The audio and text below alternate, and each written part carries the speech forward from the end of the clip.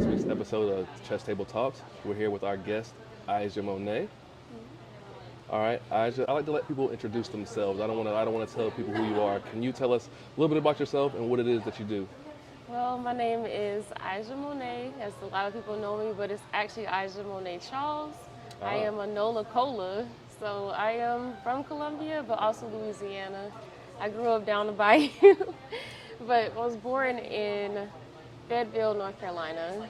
Military brat, traveled everywhere, and I kind of brought that into my company. I am a full-time muralist, but I'm also a creator. I do different forms, whether it's mosaic, ceramic, costume design, anything you could think of that I could put paint on, I do it for a living. And my mission statement is just to spread positive vibes on the canvas of life. Wow, that's awesome. And I can hear the Louisiana in your voice. Yeah. I didn't know that. However, how long have you been in Colombia? I graduated from Columbia, so pretty much from third grade to adults, but every year for Mardi Gras, we would go back to home to see my dad's side of the family. I love that accent. I can hear that accent. Where'd you go to high school out here? I went to Spring Valley, and then I graduated from Westwood when it opened back in 2012. Okay, Yeah. I went to Airport High School. Okay, that's Okay. what's up. Okay, so you say you're originally from Louisiana, right? Let's start here. When did you first begin to create art? I really started art as self-therapy growing up. I came from a dark place, getting bullied, stuff going on at home, and not really having a space to talk to other people or having that security. Art was my escape. I didn't talk to nobody, I was reserved, and art was how I expressed myself. But as I got older, I went to Dent Middle School here in Columbia. I used to draw on my tests, and my teachers, instead of like giving me an F for my grade, they literally were telling me, Aja, this is really good. Can I buy this from you? I'm just like, sure. We're Wow. gonna make you retake the test, but I will buy this from you. And they saw that I just learned that way, and I just saw the joy that it was bringing them that art brought me. And my dad, he actually was a orthopedic sales rep, so he would sell you bone implants and then put it in you. So Wow. he taught me the hustle side Right. of art. And he was like, I don't know where you got your creativity from, but if you cultivate it, you can make something out of it. So I was hustling in high school, middle school, and elementary school, just selling my artwork so I could have change when I needed stuff. I never asked my parents for anything because they were already trying to make it. So Right. art was just my escape that turned into a business that brought that joy, which kind of like fueled me and made me feel good about myself. Right. Because I was bringing that same joy to other people, almost like being a light in dark rooms, because I was a light for myself. That's incredible. Like to recognize that at such an early age. I mean, you're very young now, and to have known that then, that's a very. I mean, like, is it safe to say that you feel like this is your calling, that this is what you're meant to do, this is what you're supposed to do? Yes, I agree. Because honestly, when I was young, life hit me so hard in ways that I couldn't understand. Like I shouldn't be here to that degree. But actually being able to talk to myself and say, Aja, you are more than your circumstances. Are you going to let those that hurt you continue to control your life? What are you going to do with it if you continue? You choose to continue life. And I was like, I'm going to give myself the joy that I didn't get or was taken from me. I deserve that. And in finding that, I brought a crowd of people that wanted a piece of it too. And all I do is just tell people that is in you. You have to create it. I can show you by being an example, and it's up to you to do the same thing. And I live by that. And I don't like to call myself a superhero because I feel like you can't force somebody to do what they don't want to do, but Right. giving them the tools like a teacher would, did for me, I want to continue to do that. And it's kind of why I stay in this community, because Columbia kind of made me who I am. That's very dope, man. That's very deep for somebody. Like I said, I just keep saying that for somebody so young to already understand kind of sort of your purpose in this world, Yeah. and understand that some things are bigger than yourself or whatever. That's dope. What was like your first piece that you made that made you feel special? That made you feel like I want to do this. Like this is what I want to do. Like what was maybe the first person's reaction to your work, or your first piece of work that made you feel like, wow, I can do this? I have two examples actually. I'll say for one, it was I had done my first ever painting. Now mind you, prior to my senior year of high school, I never touched paint before. I couldn't Wow. afford it. So my parents always told me, do what you can with what you have. So I used to paint with berries that I used to grind up in my backyard, trying to make watercolors. I used to use grass for the green, like Wow. coffee for brown, like anything I could find. I used to do a lot of watercolor, or I would do just a bunch of black and white sketches. So my first ever painting was actually commissioned. And I fell in love with color after that moment. It was a Black History Month piece for Houma, Louisiana. It actually got publicized in the news. They had me all over the school just talking about how cool it was that I was able to make the first ever Black History Month banner for Houma, Louisiana, which was a piece that they were using in the same place that they used to sell slaves. Wow. They didn't acknowledge it. So that kind of, before Black Wall Street, that was really my first opportunity to dig up history in a positive light to show how far we've come. So, wow, that's amazing. So yeah. let me ask this question first. Do you feel like you said you went back to make that in Louisiana? That's where you're originally from. Do you feel that there's a there's a Louisiana influence in your work? Yes, definitely. I'll say this too. A lot of people might already know this, but I'm a big music buff because of Louisiana. My dad used to play the saxophone. My grandmother played the piano. I have a big music intellect when it comes to that side of my family, and love jazz. I just love hip hop, old school, anything. Like, So I collect they come vinyls. from that, like, was it Treme? Is that what's like Treme area of New York? Okay.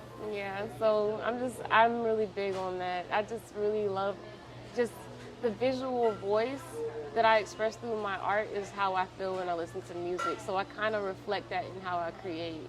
Who do you listen to when you're creating? Do you have to listen to somebody that motivates you, or do you like whatever's on the radio, whatever's on shuffle, or do you like, I'm about to create, I need to listen to Lil Wayne, or who you know, who's a New Orleans artist or a Louisiana artist that you really like, that you listen to their music while you're creating your art? I'll say this, I don't really listen to Louisiana.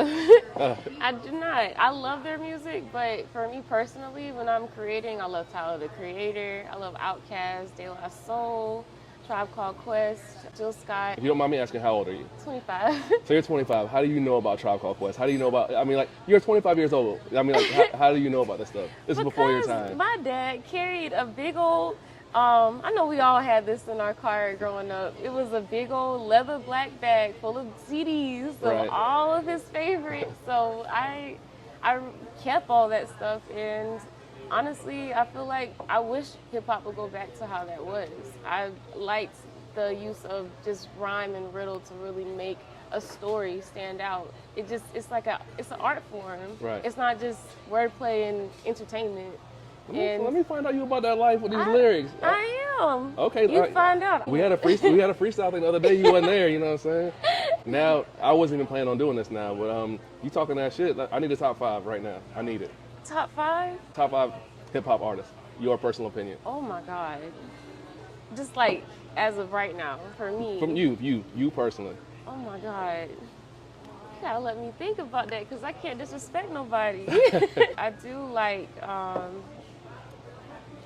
ooh, hold on. I really gotta think about that. All right, I'm gonna let you think about it. We're gonna come back to it. I'm not letting you off the hook or whatever, but Fine. we'll come back to it. There's definitely a New Orleans influence in your art. What are some of the pieces that you like the most? Like some, like, you know, you have a lot of work, like you said, you're an artist, but specifically, you do a lot of murals. How did that come about? How did you go from someone who didn't use paint at all to doing murals? That seems like a very difficult jump, you know?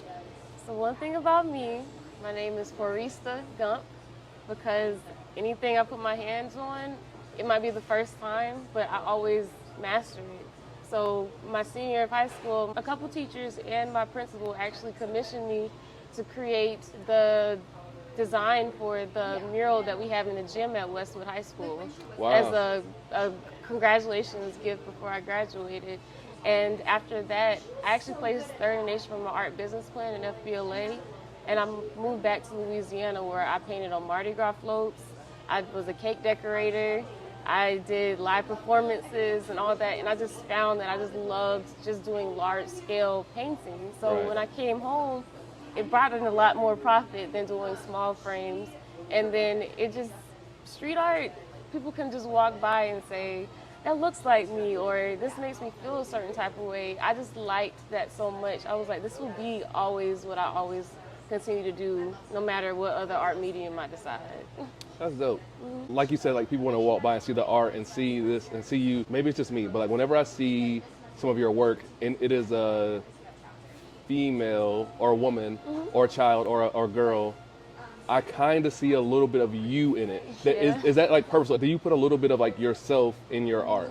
I do, because one thing that I'll say about my artwork in general, it's not so much about how pretty it is, it's the feelings you get. Because not everybody can purchase my work.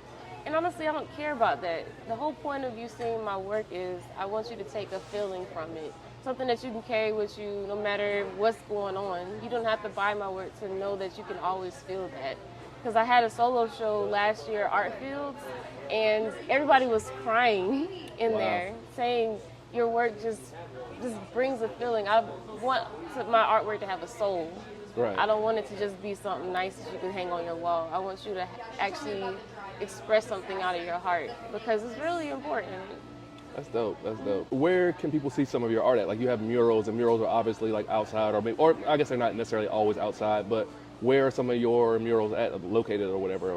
How can people find them? You know, they can go to my website. It is IjaCharlesArt.com. You can go on there, and there's a tab where you can type murals, and you can look it up, or you can just type Ija Charles in Google. Most of them will come up that way. Right. But a lot of them that I have around town in Columbia, they're at Brooklyn Baptist Church. I have about 4 murals there in their children's center, teen center, and nursery. I have more murals locally outside on Main Street, 104 Main Street. Some are in State Street down in Casey. Okay. And I have other ones everywhere else, but it's so many. Right. Yeah. Here's a question I wasn't planning to ask or whatever. You have so much work and like around the country. You get a lot of publicity. For someone being so young and someone who started late in life, do you feel like maybe some people are jealous of how quickly you ascended to where you are now? Not at all, because a lot of people see how humble I am about my experiences. I feel like as I grow, the more popularity I get, they're just stepping stones for what I want for my life. It's not so much I want the accolades. If I could do this without that, I would. It's just, it comes with the territory. So I'm just very responsible with knowing my power. And anybody who looks up to me, they'll get authentically Ija. And I'll give them what I didn't have as a kid. Because when I was up 600 feet in the air, when I did the Black Wall Street mural, I had little kids with their sketchbooks holding them up. You're a superhero. And I'd come down and I'd tell them, your work is better than mine at your age. And they would just be lighting up. Parents don't realize how much giving respect to a kid that young could give them in the future. Because I'm not going to be 25 forever. I'm going to be old and out of here. So being able to use my platform to do that for kids the way I never got to, I'm setting it up for those next generations. And it's really dope to even be able to have that. A lot of people can't recognize that like while they're in the moment. Like you seem to be able to understand your purpose in the moment, that there are going to be little black girls that become painters because of you. You know what I'm saying? There are going to be people, not just little black girls, but people in general, they're going to become artists because of you, you know, or become better artists, or whether they're not artists themselves, they're going to learn about art in general. And like, you know, being so young, how does that make you feel? You know, like that you are a person that people aspire to be, that people look up to, that you're, to some people, you're an icon at such a young age, you know? I can say that I'm thankful, because I'm not really anybody that isn't themselves. Because honestly, before I really broke out as an artist, I kind of kept to myself. Like, even if you look at my earlier posts, I only posted my art. I never posted me. Right. But as I got older and did more news clips, they're like, why don't you post you? You're like art yourself. Why don't you just post you as well? And I was like, I want to take the time to really get to know who this girl is before I try to present her to the world. I've been through therapy. I've been through getting to know myself, traveling, doing things for me so that I know what my non-negotiables are, my responsibilities as an artist and a public figure, all those things. So when I speak to kids or adults or anybody, I'm being authentic. I'm not hurting on anyone without really trying, because my whole deal is I don't want to do that. Right. I just want to be myself. I'm only human, and it's kind of nice. That's dope. Like I said, you seem to be very aware of things, like very in the Yes. moment and very understanding things. So this is a question. I'm going to ask you a question I was kind of on the fence about, because some people, I can see how you could be easily offended by it. But you kind of just alluded to it a little bit when somebody said, why don't you put yourself more out there? You are a piece of art yourself. Here's my question. I'm just going to ask it, and then Okay. if we got to break it down, we can break it down. Okay.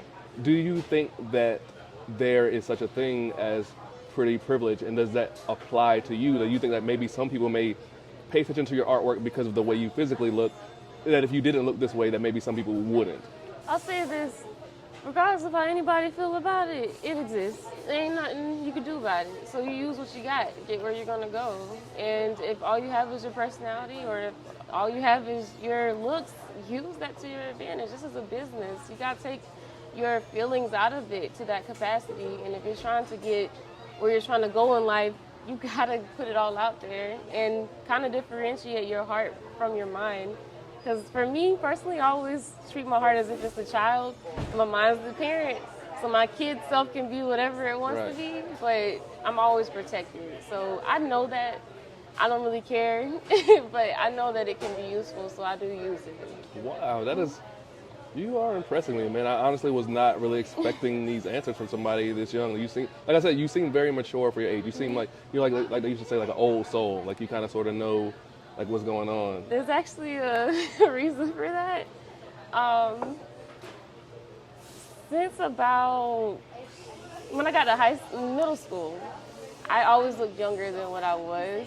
So none of the kids wanted to hang out with me. Like literally when I went to my sixth grade year, I couldn't figure out where my class was, and they sent me to the front office and was like, I sat there for like an hour. I was like, why am I here? It was like, we're trying to find your parents. We thought you needed to go home. I'm like, no, I go to the school. And my aunt worked there. She was like, just come with me. I'm sorry.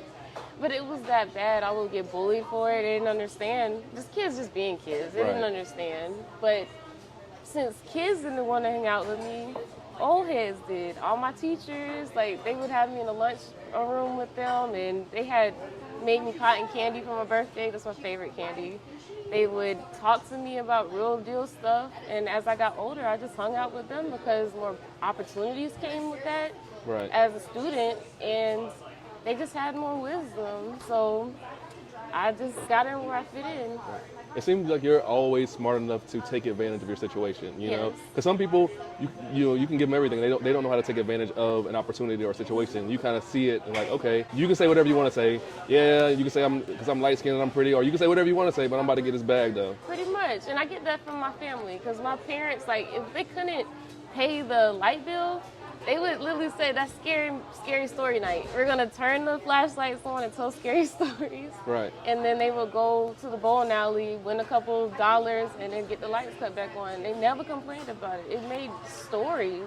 I've always been big on the travel, not so much the destination, because once you get there, you're gonna have to travel again. So you might as well enjoy the journey. Right. So everything to me is just more experiences and fun. We'll get off of this after this question though, but like, does pretty privilege kind of sort of work in reverse to where people kind of don't think that they wouldn't just assume that you went through this hard life. People just see the exterior, and they're like, and they see the murals and they see you smiling like she didn't go through this, so they just assume that you live this great life, based on how you look. I literally have friends that cry. They'd be like, we didn't think anything had ever happened to you, but the happiest people have literally grown through concrete. Like the prettiest flowers literally went through the hardest storms. Like they literally had to come out the dirt to bloom, and I just turned to be one of those. And that's really a lot of people. So that's why I just always lead with kindness, because you just never know, even if somebody's having a bad day, why they're having that bad day. Right. If you can smile for somebody, you never know how that can affect them when they walk away. So I just do that because I got to go to bed with me at night. No matter how anybody else sees me, I'm good. Right. I want to at least give you the opportunity to, if you want to speak about it, because something I feel like without you saying something, we have something similar in common. And I don't like always bringing it up. Like I had something kind of sort of traumatic happen to me when I was a kid, and I don't always want to feel like bringing it up and talking about it or whatever, Yeah. but I've heard you allude to it a couple times that something happened. Is that something that you would like to speak about, or is it something that you don't want to speak about? I mean, I've spoken about it before, but Feel free. I have been sexually abused by a family member when I was about 9, and I didn't know what that meant or anything. So a lot of people covered it up, and I was very quiet. So people at school used to bully me for being quiet. So I was just to myself for a very long time. I used to steal, trying to get people to just pay attention to me.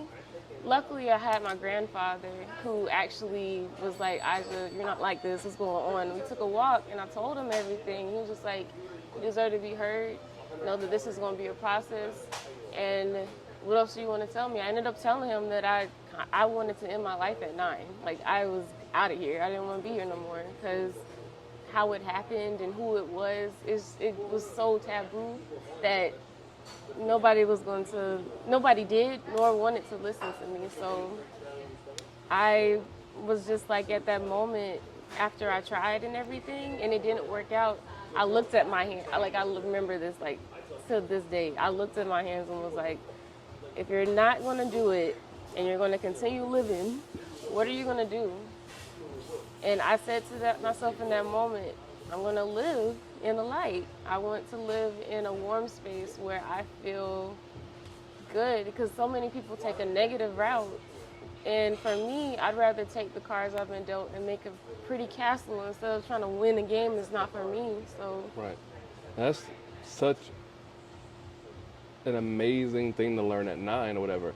Now, for the record, me and you, looking at him, we have never talked before. Yeah. We never met. We just literally started doing this like a week ago. When I was like 5 or 6 or whatever, when I was a kid, I was sexually molested by my older brother. And that was my aunt. And I also tried to like commit suicide when I was younger or whatever.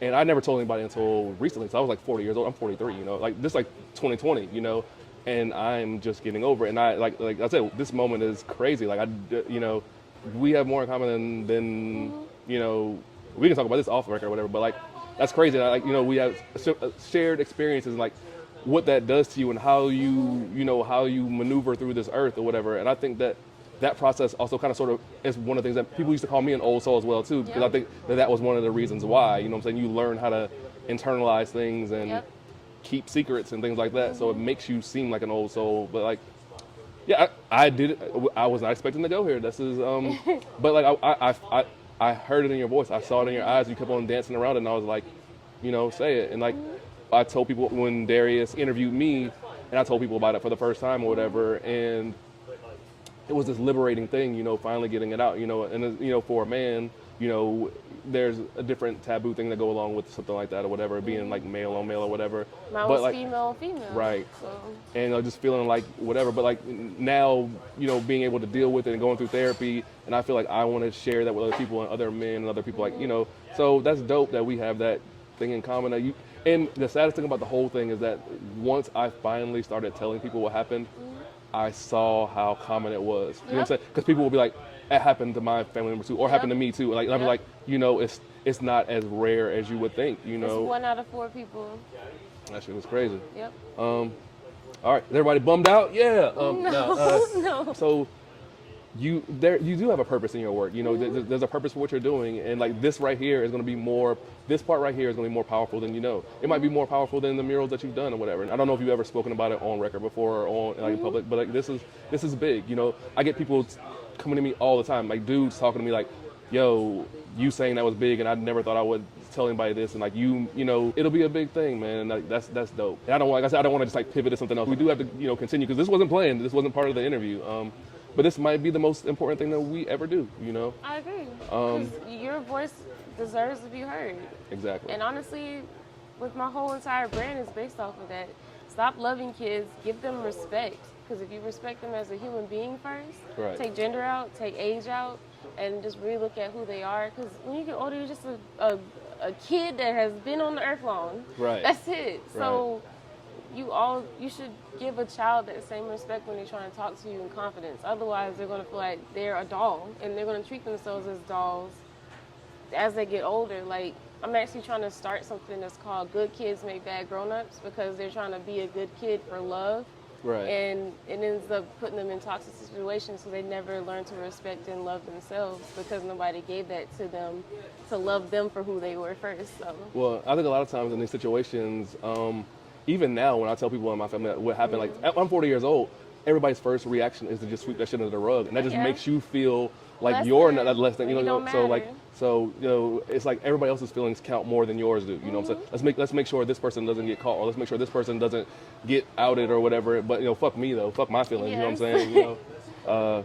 But anyway, Yeah, you're good. so what would you say has been so far the coolest thing about this journey for you? Like as far as like with people knowing your work, social media, like a benefit, like a cool thing happening from all this, from the journey so far. I feel like, for me personally, it would be the traveling for free, but outside looking in, everybody else would probably say this. When the NFL reached out to me, I was one of 16 artists from around the world picked to be a part of Artist Replay. They gave me 3 days to put together a painting for them in honor of Deshaun Watson, because that was his week of the game they had. Right. And they had me on the network. They follow me to this day. They said, if we ever need you anymore, we're going to use you. They had my artwork featured at the Super Bowl. Wow. Everything. And I was like, when they first reached out to me, I was like, this isn't real. There ain't no way. Right. But when I actually went into the Zoom meeting and everybody was dressed up, I was like, oh, this is legit. And I asked them how they found me, and they said just some people that worked with them saw my work, and it was like it always stuck with them. All these beautiful, amazing artists around the world, and y'all just like me for who I am. That's dope, big. man. That is big. That's so dope. that is definitely one of the highlights of That's this. dope. That's super dope. I don't want to gloss over that. That's Good. big, man. That's big. What is the worst experience you've had, or like the weirdest thing you've had as like, let's just say, for lack of a better word, the fame that during this journey, the creepiest, weirdest, worst thing that's happened to you, like one of those things, or funniest? I'll say the creepiest is when I meet people and they know more about me than I do, and they'll have like a ton of gifts and stuff. I'm like, oh my God, I've always wanted this, and I never told them. Like they just already had it before they met me. Like that's really weird. Right. I appreciate it, but I'm not materialistic nor anything like that. But it's just I've never even had a conversation. I don't know you from a pan of paint, so it was always kind of weird to get gifts from people and them just knowing life events without me ever talking to them prior. Right. Funniest commission I ever got and denied was a guy said that he was a stripper and wanted me to do a painting where all the strippers would be naked and all the girls would be around them doing a paint slip, and they wanted me to lead. I don't do that. Was it like a Renaissance painting of like strippers or whatever? I don't even know what they were trying to do. So we're just gonna be moving around, and you just describe us to them as they do it. I was so uncomfortable. I couldn't do it. Heard it here first. Don't hire Aja Monet for your orgies. No, She will not do your orgies. I'm not gonna do it. All right. Here we go. Here's a good transition. So here's something like, this is about DMs or whatever. So it's just funny. The person behind the camera right now, Darius, person that was here earlier, Pat, and myself had all separately DM'd you at some point in the last couple of years or whatever. Ask you, I wasn't a commission. I was looking for somebody to do this, the characters for me. I think I was asking that or whatever. And you never responded. Darius said you never responded to him. Pat said you never responded to him. So how crazy is them DMs? I'll say this. We're going to start right here. This is like a disclosure. I need to actually make a video for this on my page. I do all this by myself. Okay. I do the murals, I do the paperwork, I do the setup, meetings, every part that goes into art, I do that alone. Because every time I try to hire somebody, they either make it worse or they just don't have the same heart as I do in how I create. So my DMs get flooded, especially at certain times of the year. Between August to February, that is like the worst time. I can get up to 50 a day, and Wow. I try my best to respond. Some people, they'll email me multiple times, and then I get them, but that email is so jam-packed, I had to start a new one this year. So I have a new email address. I'm just trying my best to keep up with people. Okay, so like you need an intern or something. I am trying. I'm working on it. I'm actually got an attorney a few days ago, so I'm working on all of that. Okay. So here we go. We're gonna get personal because I think that people would hate on me or would get mad if I didn't ask this or whatever. Okay. And this is not for me. I am a married man. Okay. People out there, they want to say they want to get in them DMs. They want to holler at Ija Monet. Don't give them all the game. If somebody wants to come approach you, like, what is something that you like? I can't stand it when a person does this, or they try to approach me with money, or whatever the case may be. I Like, can answer that. if somebody wants to approach Aja Monet, I want to give people a chance to not get rejected before they even start. right. What's the easiest way to get you to say, get out of here? As long as you're able to take care of yourself, that's all that matters. Be a human first. I don't care about masculinity, none of that, because I feel like it's such a generic, patriotic way that they try to show you in reality that nobody can really obtain. Right. Just be yourself. Be strong within your weaknesses. Don't be trying to showboat. Don't be trying to give me money. I don't care about none of that. Just give me yourself. Let me see who you are. Be a friend first, because if you trying to deal with me, I'm trying to find a best friend forever. I'm not trying to deal with somebody that is just looking for looks. Don't just be like, hey, beautiful, because I know I'm beautiful. I'm going to be old and wrinkly in 60 years, so you're going to like that version of Ija.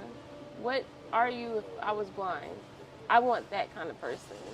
Okay. Because if I can't see anything about you, just like my post. Because I'm not going to talk to you. What are you looking for? What is Ija's?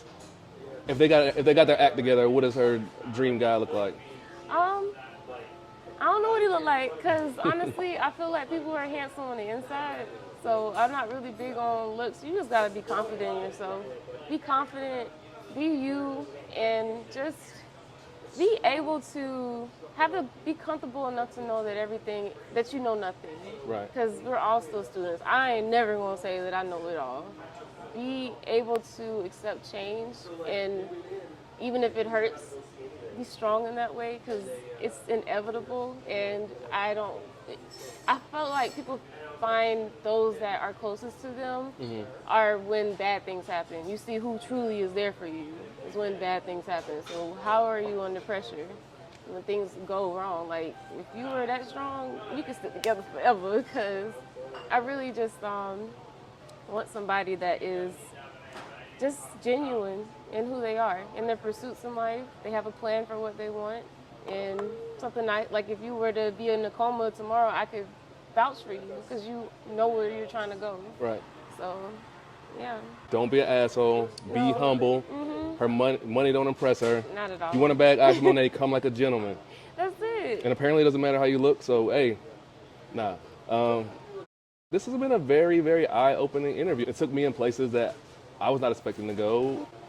I was going to sound like an insult. I was about to say, you're a way more interesting person than I thought you were going to be, Hey, which is an insult. Thing. I like it. That's a good thing. I like when people, and this is me personally, I love when I meet somebody and they're the exact opposite of what I expect. Right. Because it just gives you another layer of the art of life. You never know what a person is until they tell you.